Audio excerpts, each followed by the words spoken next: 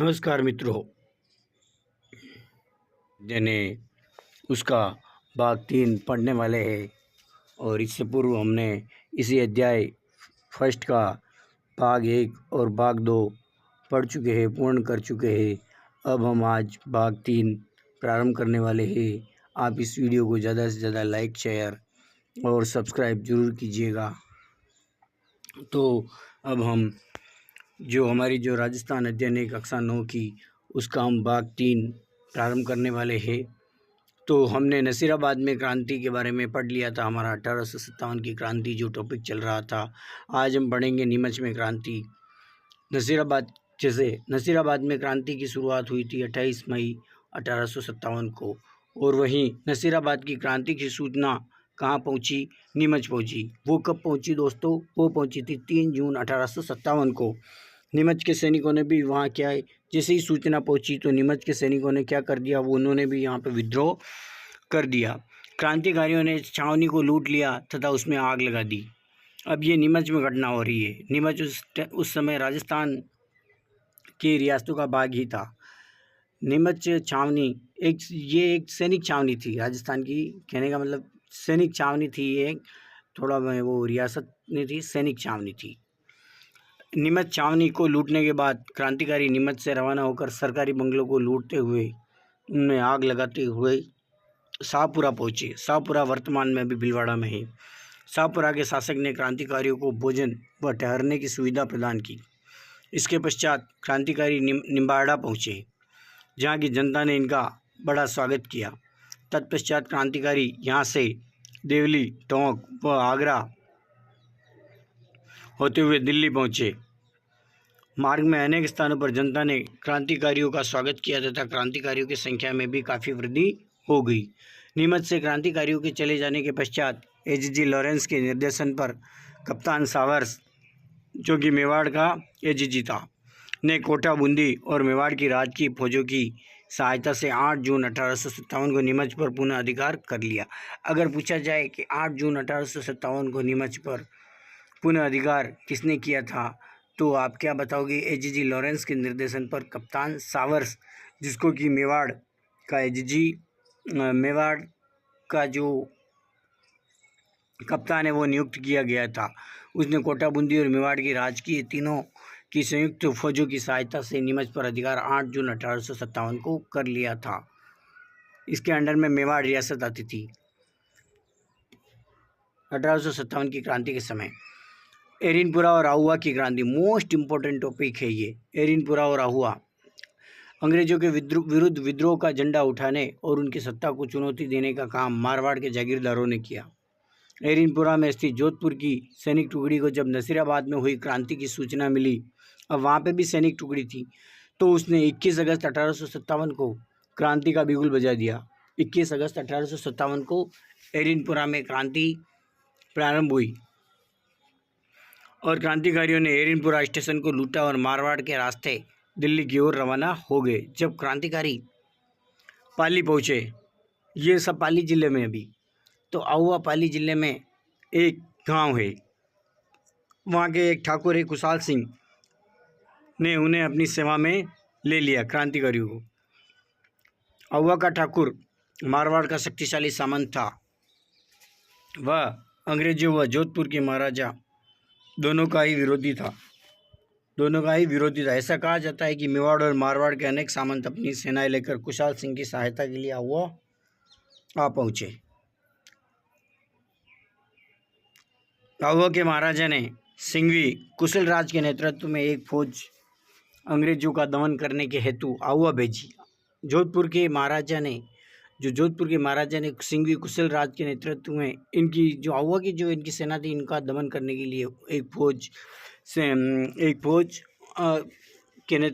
अंग्रेजों का दमन करने के लिए, अब जोधपुर के महाराजा भी इनका सहयोग कर अंग्रेजों का दमन करने तो आहुआ भेजी सिंघवी कुशल राज के नेतृत्व में।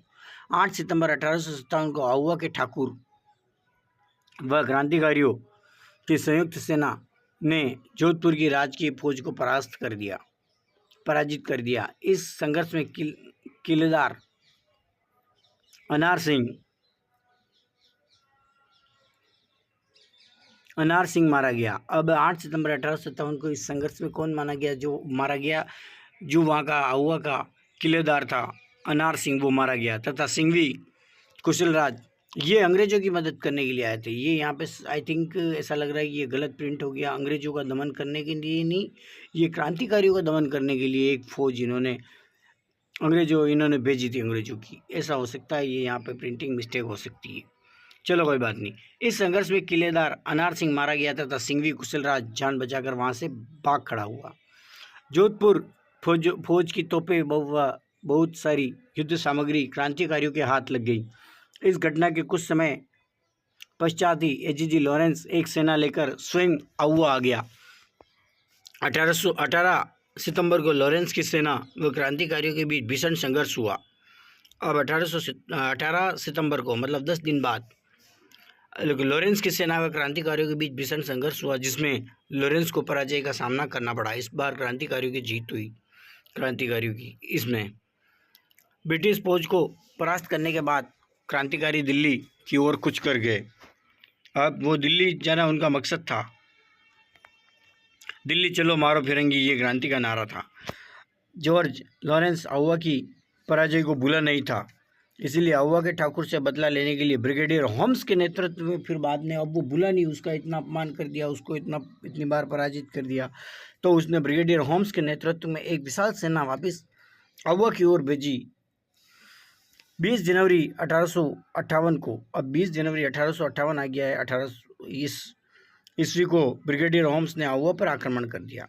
अब बाद में सबसे लास्ट में ये होम्स आया है। दोनों सेनाओं के बीच भीषण संघर्ष हुआ। इस संघर्ष के दौरान ठाकुर खुशहाल सिंह आहुआ के किले को छोड़कर अब सलूम्बर चला गया। उसके जाते ही ब्रिटिश फौजों ने आहुआ के किले पर अपना ब्रिटिश अधिकार कर लिया। अंग्रेजों में बदले की भावना इतनी प्रबल थी कि उन्होंने पूरे गांव को बुरी तरह लूटा तथा आहुआ के किले को बारूद से उड़ा दिया। इतना ही नहीं, उन्होंने आहुआ के मंदिरों और मूर्तियों को पूरी तरीके से नष्ट कर दिया तथा वहां के निवासियों पर भीषण अत्याचार किए। अब यहाँ पे ठाकुर खुशहाल सिंह चंपावत की एक कुल देवी थी सुगाली माता। सुगाली माता ऐसा कहा जाता है कि वो क्रांतिकारियों की जो आहुआ में जो क्रांति हुई थी उनका प्रेरणा स्रोत थी। तो इस मूर्ति को भी ना अंग्रेजों ने मतलब वहाँ से चुरा लिया था। ये फैक्ट इस बुक में नहीं लिखा हुआ है, लेकिन अन्य जो ऑथेंटिक प्रमाणिक पुस्तकें उनमें हमने पढ़ रखा है, तो ये फैक्ट भी हमने आप लोगों को बता दिया है कि ठाकुर खुशहाल सिंह चंपावत की आराध्य देवी का क्या नाम है। तो आप लोग क्या बताएंगे? सुगाली माता। अब मेवाड़ की बात करते हैं। मेवाड़ में क्रांति की गूंज। मेवाड़ में क्रांति कब शुरू हुई, इसके बारे में अब हम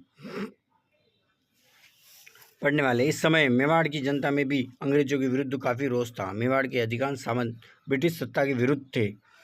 अब नसीराबाद में हुई क्रांति की सूचना जैसे उदयपुर पहुंच गई तथा अतः मेवाड़ की फौजें भी अंग्रेजों के विरुद्ध विद्रोह करने के लिए लगभग तैयार थी, किंतु मेवाड़ के महाराणा की सूझबूझ ने तथा अंग्रेज कप्तान सावर्स के कठोर रुख ने स्थिति को बिगाड़ने से संभाल लिया।